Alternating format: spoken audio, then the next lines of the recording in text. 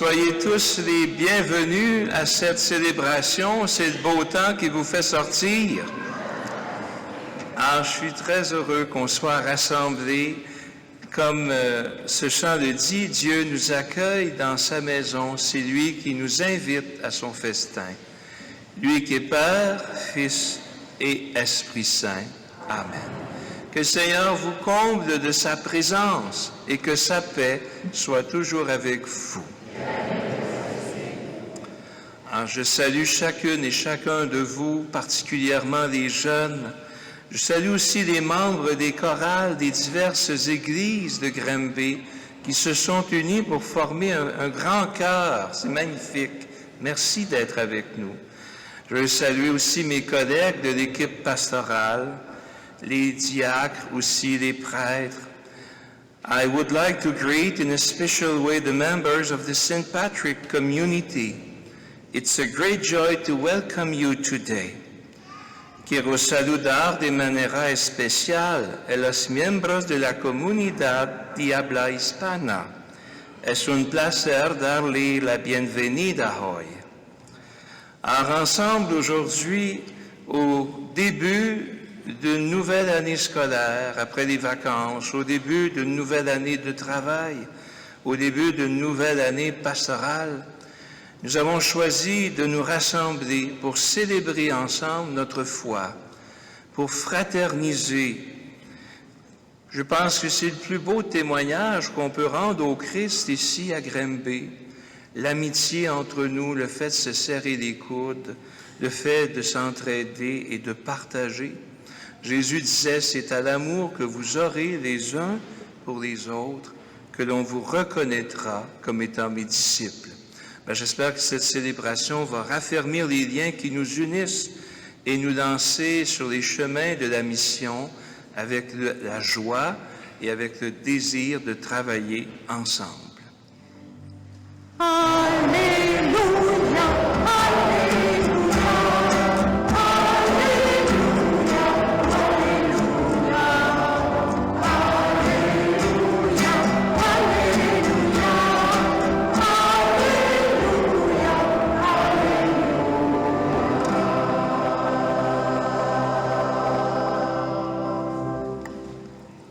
Le Seigneur soit avec vous.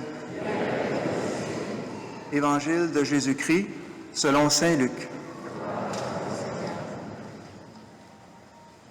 En ce temps-là, Jésus disait à ses disciples, « Un homme riche avait un gérant qui lui fit dénoncer comme dilapidant ses biens.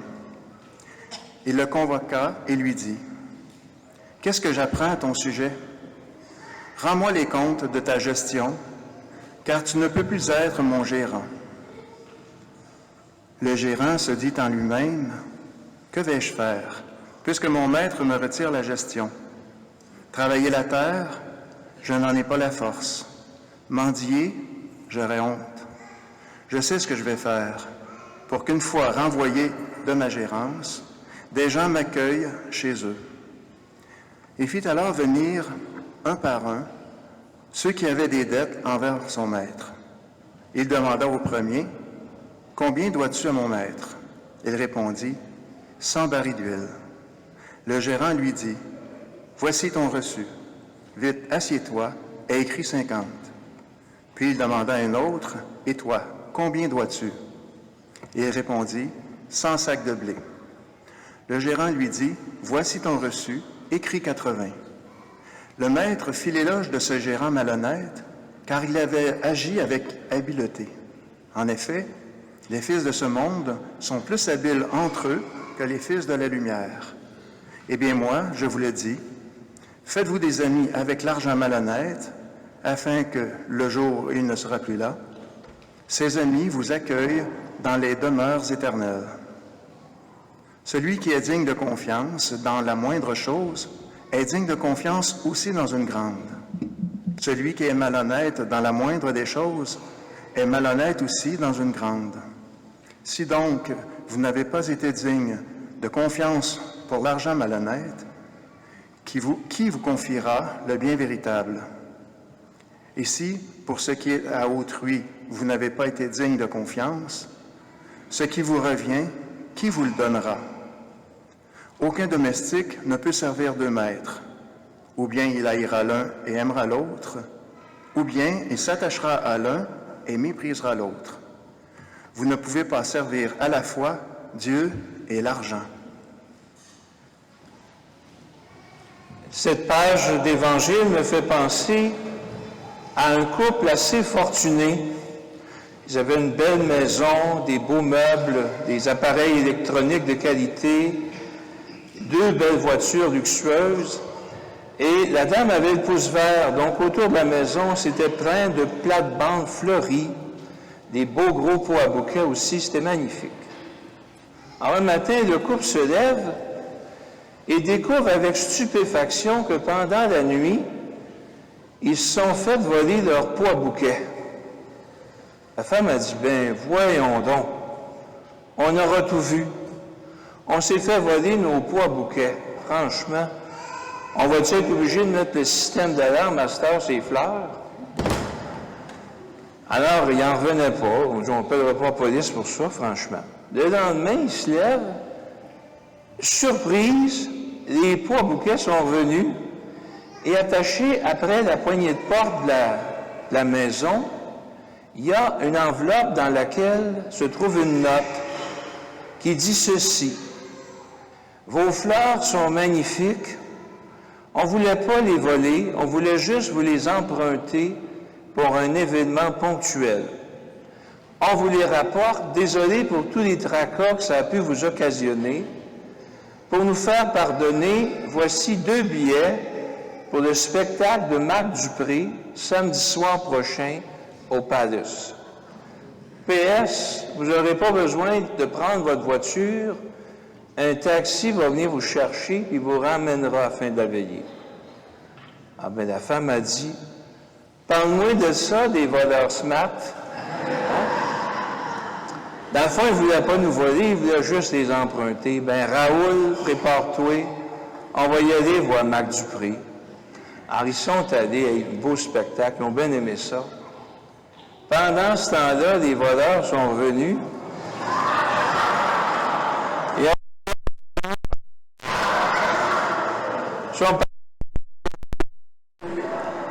parle-moi de ça, des voleurs smart, hein? Cette histoire, mais cette histoire met en lumière cette parole de Jésus dans l'Évangile.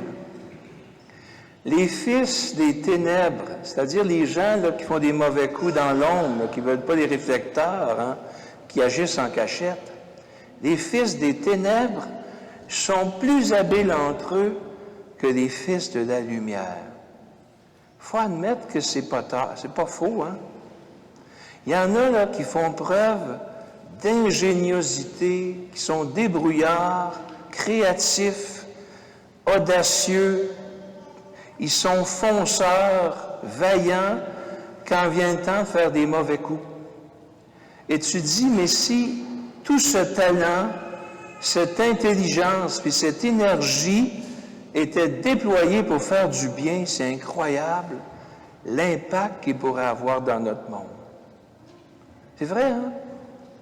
Il y a des gens, là, c'est incroyable l'impact, à quel point il pourrait faire une différence. C'est un peu ça qu'on voit dans l'Évangile. Jésus nous présente une parabole et il dit des propos étonnants. Le maître fit l'éloge de ce gérant malhonnête. C'est pas la malhonnêteté du gérant qui est louangée, mais c'est son habileté, le fait qu'il est astucieux. Son patron le congédie parce qu'il est un mauvais gestionnaire. Et lui se dit, mais que je vais faire? Travailler de mes mains, ça ne me tente pas, je n'ai pas la force. Mendier, j'aurais bien trop honte. Alors, il profite des quelques minutes qui lui restent avant de rendre les livres pour faire venir tous ceux qui doivent de l'argent à son maître et leur accorde des cadeaux substantiels. Toi, tu dois 100 barils d'huile, vite, écrit 50. Toi, tu dois 100 sacs de blé, vite, écrit 80. Pourquoi il fait ça? Parce qu'après, il va aller les voir en disant « Hey, chose, grâce à moi, tu as sauvé beaucoup d'argent, hein? Tu m'en dois une. Tu vas m'héberger, tu vas me nourrir gratuitement. Puis, va pas t'ostiner. Je vais aller voir mon ancien patron, je vais te dénoncer. Puis tu es dans le trouble parce que c'est ton écriture. » Hein? Il fait du chantage. C'est un véreux. Hein? Et avec un ami comme ça, tu n'as pas besoin d'ennemis. Hein? Mais il est astucieux. Il fallait tout de même y penser. Hein? C'est ça que Jésus fait ressortir. Hein? Si cet homme-là avait mis tout ce génie pour bien gérer les affaires de son maître, jamais il l'aurait congédié. Jamais. Et je pense qu'il faut reconnaître qu'il y en a des personnes qui ont le cœur à la bonne place et qui font preuve d'imagination, trouver des façons d'aider les autres. Je me souviens, entre autres, d'un reportage qui m'avait touché. Un agriculteur a eu un accident et a perdu l'usage de ses jambes. Et cet homme était complètement brisé. Il avait l'impression qu'il ne pourrait plus jamais cultiver ses terres, faire ce qu'il aime, qu'il serait cloué à un fauteuil roulant jusqu'à la fin de ses jours. Et voilà qu'un de ses amis, qui est mécanicien, machiniste, patenteux, il a réussi à créer un équipement qui lui permet de quitter son fauteuil pour accéder à la cabine de son tracteur. Plus que ça, il a adapté le tracteur de telle sorte qu'il peut maintenant conduire juste avec ses mains. Il n'a plus besoin de toucher aux pédales. Quand l'agriculteur a fait un essai, il a pleuré de joie parce qu'il disait « J'avais l'impression qu'un horizon de lumière s'ouvrait devant moi. Je pouvais continuer de cultiver mes terres, pratiquer mon métier, faire ce que j'aime. J'ai pleuré de joie. » Cet ami machiniste a mis tout son génie pour changer la vie de cet ami agriculteur.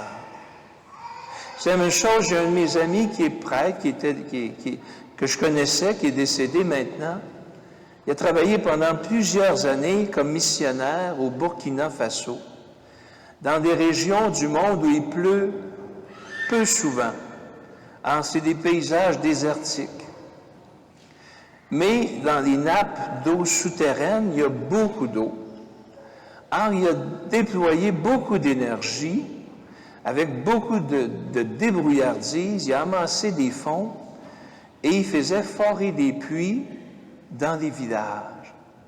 Il me disait, Danick, tu n'as pas idée à quel point un puits dans un village, ça change la vie de ces gens-là. Ils ont de l'eau potable, donc beaucoup moins de risques de maladies. Ils peuvent faire un jardin, cultiver des fruits, des légumes, avoir de la nourriture. Il y en a qui peuvent avoir du bétail, des vaches, du lait, de la viande. Tu sais, quand on dit que l'eau est le symbole de la vie, bien, moi, je l'ai vu si souvent, à quel point ça emmenait de la vie dans un village. Quand le puits était creusé, puis que les gens pouvaient puiser de l'eau, ils faisaient la fête, tellement ils étaient contents. C'est ça que Jésus nous dit, hein? Faites-vous des amis avec l'argent. Comment? En partageant, en servant de l'argent pour trouver des façons d'aider les autres à avoir une vie meilleure. Et le jour où l'argent sera disparu, à la mort, hein, la brigue ne suit pas le cercueil, ça a l'air. Ses amis vous accueilleront avec reconnaissance dans les demeures éternelles. C'est ça l'invitation. Alors, ce matin, Jésus, quand il dit « Les fils des ténèbres sont plus habiles entre eux que les fils de la lumière », je pense qu'il veut nous provoquer un peu, puis il nous lance un défi. « Hey, la gang de Granby, êtes-vous prête à me prouver que j'ai tort? Êtes-vous prête à me prouver que vous êtes plus créatifs et ingénieux pour faire le bien qu'il y en a qui le sont pour faire le mal? » C'est un beau défi. On est-tu prêt à le relever? Il me semble que c'est pas convaincant. On est-tu prêt? L'année nous est donnée avec nos talents, avec le temps qu'on a, nos capacités. On va essayer de mettre de la beauté dans la vie des autres, de mettre de l'amour et de faire en sorte que par ce qu'on aura fait, ce qu'on aura été, les gens autour de nous vont trouver le sourire et la vie va être plus agréable, plus belle pour eux. C'est ça notre mission cette année. Amen.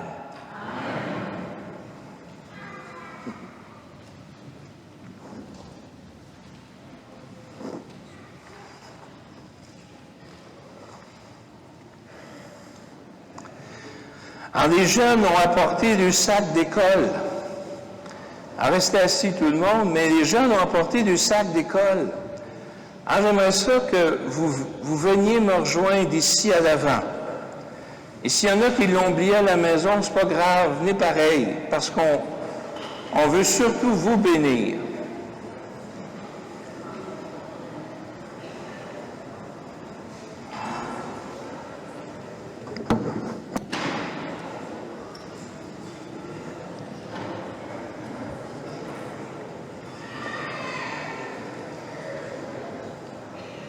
Alors, venez tous ici à l'avant, là, on a de la place en masse. Hey, c'est beau.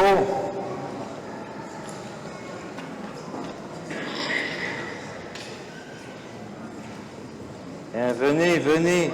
On peut se passer par ici, par là.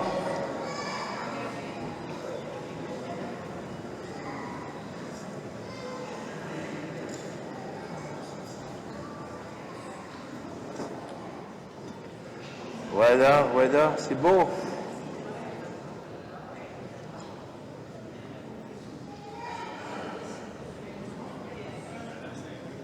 Il y en a qui peuvent venir ici, là. Voilà. Hey, une belle gang, hein? C'est beau.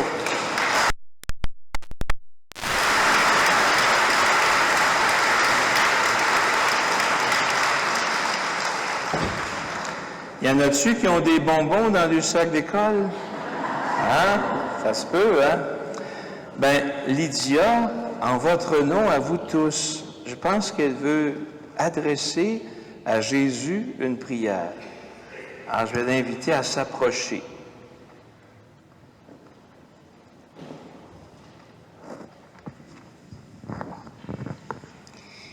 Seigneur Jésus, voici mon sac d'école. On y retrouve des manuels scolaires, des cahiers d'exercices, des crayons et des effaces.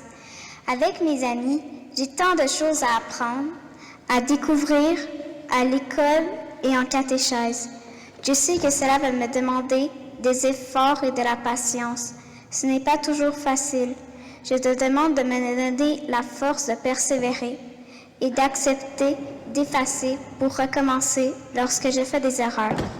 J'ai glissé aussi dans mon sac des choses invisibles, mes joies, mes espoirs, quelques succès passés dont je suis fière, et aussi mes chagrins, mes inquiétudes, mes peurs, mes secrets, et toutes les personnes que j'aime tant. Tu sais que je pense souvent à elles. Je porte tout cela avec moi chaque jour dans mon sac.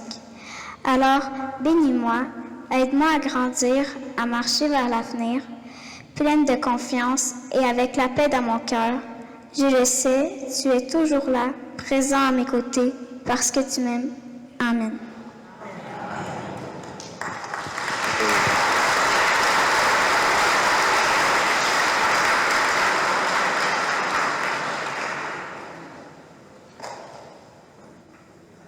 Les jeunes, vos sacs symbolisent au fond tout ce que vous portez.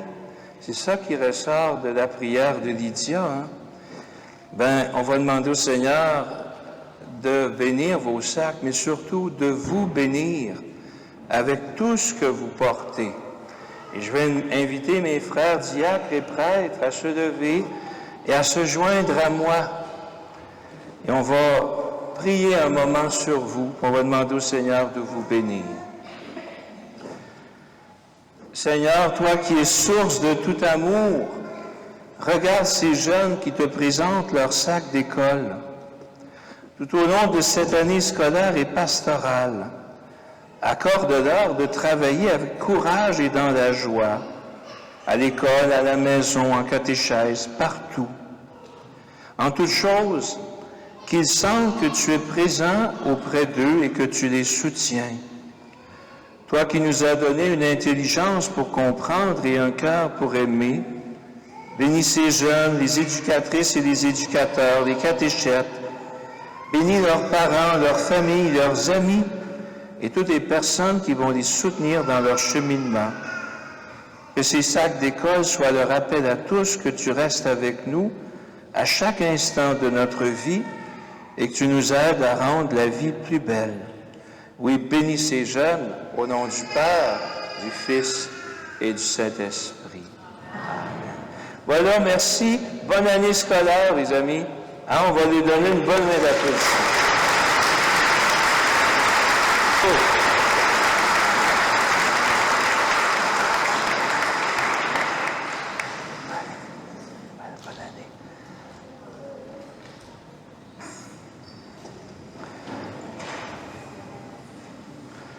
Au début de cette nouvelle année pastorale, renouvelons notre profession de foi.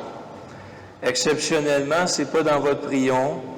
Après chaque affirmation, si vous êtes d'accord, je vous invite à répondre « Oui, nous croyons ». Dieu est source de vie. Dans son amour, il a créé notre monde et il vit que cela était bon. Il nous a créés à son image et à sa ressemblance. Ce qui veut dire qu'il veut qu'on soit avec lui des créateurs de vie, de paix, de joie et de liberté. Croyez-vous en Dieu le Père bienveillant, créateur du ciel et de la terre? Jésus est à jamais vivant parce que Dieu l'a ressuscité. Il nous appelle à marcher à sa suite pour que nous devenions en ce monde des témoins de son amour et de sa vie. Croyez-vous en Jésus le Christ? Oui. L'Esprit Saint est un souffle de vie, une puissance d'amour. Il bâtit l'unité des chrétiens et des chrétiennes. Il est au cœur de nos pardons et de nos réconciliations. Il nous aide à vivre et à aimer à la manière de Jésus. Croyez-vous en l'Esprit Saint? Oui. C'est ça notre foi, c'est la foi de notre Église. Et c'est cette foi qu'on veut transmettre à tous ceux et celles qui voudront l'accueillir avec joie. Comme saint Paul nous y exhortait tantôt dans la deuxième lecture, adressons maintenant au Seigneur nos prières pour nos frères et sœurs, nos familles, pour l'Église et pour le monde. Et on va répondre ensemble, Seigneur, écoute-nous, Seigneur, exauce-nous. For all those who have strayed from God, so that witnesses may welcome them and show them divine love in the manner of Jesus, let us pray. Seigneur, écoute-nous, Seigneur, exauce-nous. For people with loss of autonomy and those who support them, so that they may find comfort and affection in those around them, let us pray. Seigneur, écoute-nous, Seigneur, exauce-nous. For people marginalized because of prejudice against them, so that they receive the accompaniment necessary to integrate them into their communities, let us pray. Seigneur, écoute-nous, Seigneur, exauce-nous. Pour les jeunes qui nous incitent à trouver des solutions audacieuses et inventives pour prendre soin de la terre, notre maison commune, prions le Seigneur. Seigneur, écoute-nous, Seigneur, exauce-nous. Pour les communautés chrétiennes qui vivent dans l'inertie et la peur et qui n'osent plus s'ouvrir à la nouveauté de l'Évangile, prions le Seigneur. Seigneur, écoute-nous, Seigneur, exauce-nous. Pour que cessent les guerres, la violence dans les rues et les maisons, l'intimidation à l'école ou sur Internet, pour que nous puissions vivre ensemble dans le respect, l'entraide et l'harmonie. Prions le Seigneur. Seigneur, écoute-nous. Seigneur, exauce-nous. Pour que cette nouvelle année de travail, d'études et de vie pastorale et missionnaire nous soit grandement bénéfique en termes de croissance humaine et spirituelle, prions le Seigneur. Seigneur, écoute-nous. Et je vous invite à déposer dans le cœur de Dieu ce que vous portez, vos intentions plus personnelles, celles que des proches vous ont confiées.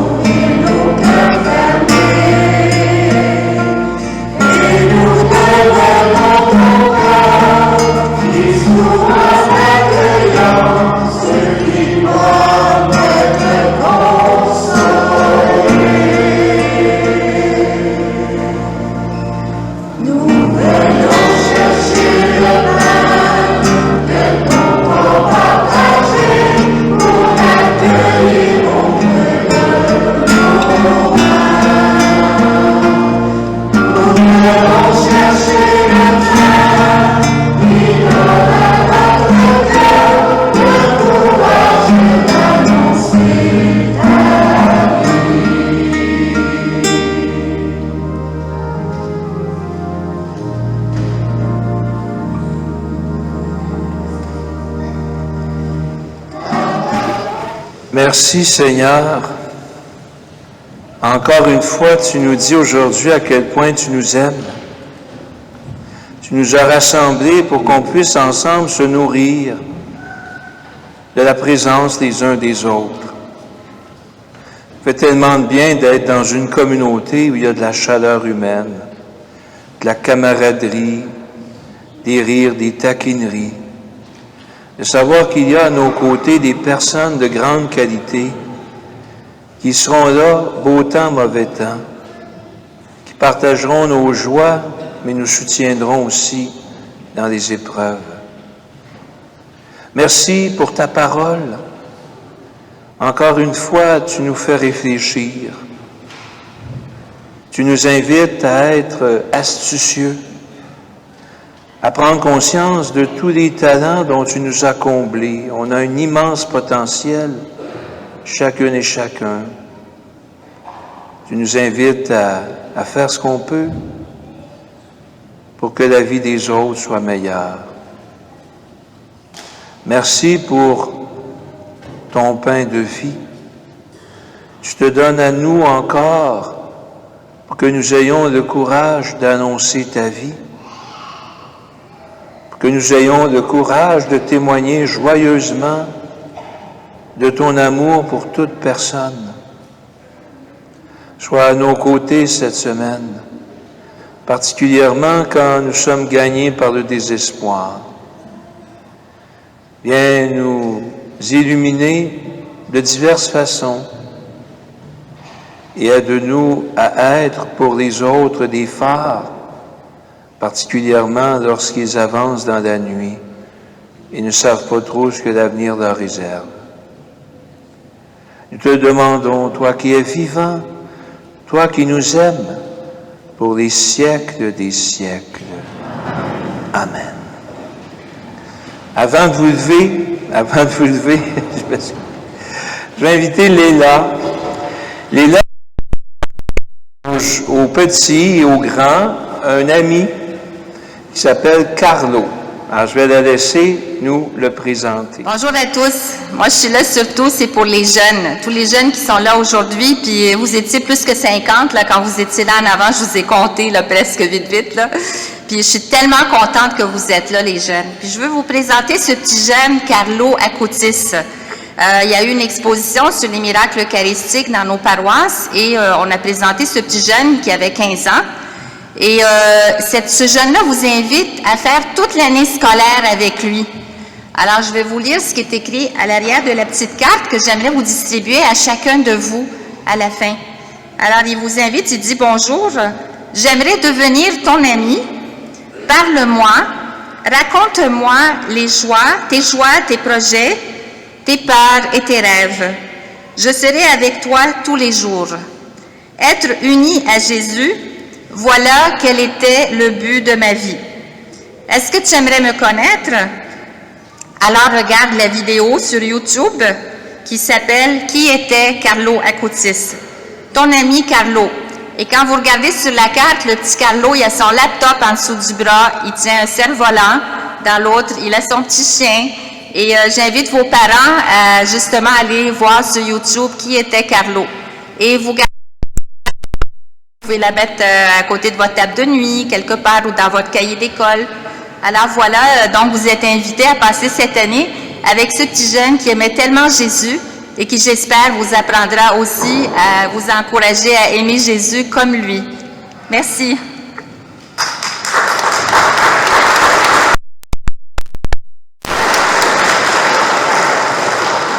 Alors, Carlo, il avait seulement 15 ans au moment de son décès, mais c'était un passionné d'informatique. Il maîtrisait bien les réseaux sociaux et il s'est servi de sa passion pour faire connaître et aimer Jésus. Alors, il s'est servi de ses talents à lui. On est invités chacune à faire de même, à nous servir de nos talents pour faire une différence dans la vie des autres. Alors, les jeunes, à la fin, vous pourrez venir voir Léla qui vous remettra cet ami. On a reconnu qu'il était un beau reflet de la sainteté de Dieu, un beau reflet de sa bienveillance.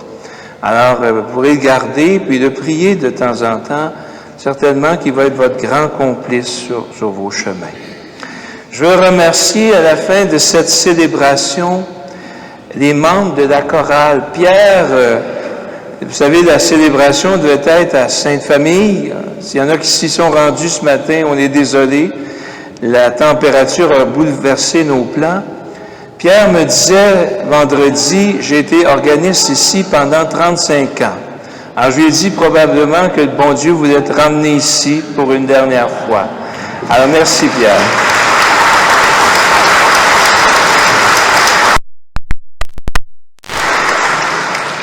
Je veux remercier à la direction Réal Côté, puis j'ai cru voir à un moment donné aussi Serge Poudin. Merci Réal et Serge.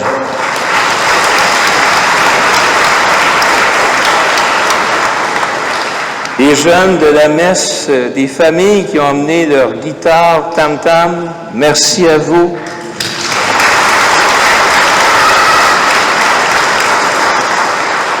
Et tous les membres de la chorale, je pense que c'est la preuve que quand on unit nos forces, qu'on travaille ensemble, on peut réaliser de grandes choses. Merci à vous tous.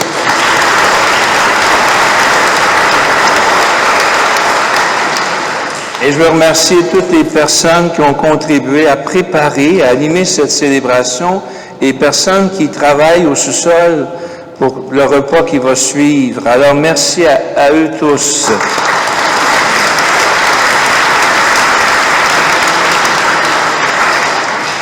Alors, après la célébration, on descend à l'étage inférieur.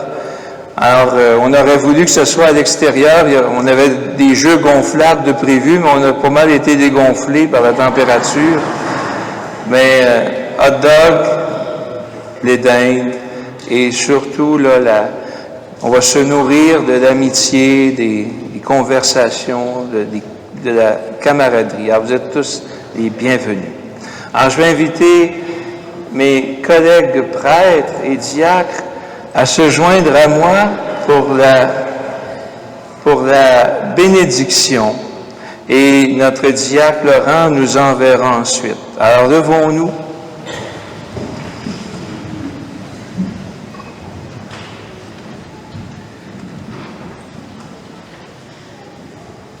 Le Seigneur soit avec vous et que Dieu vous bénisse et vous garde, le Père, le Fils et le Saint-Esprit. Amen. Allez dans la paix du Christ. Dans la grâce.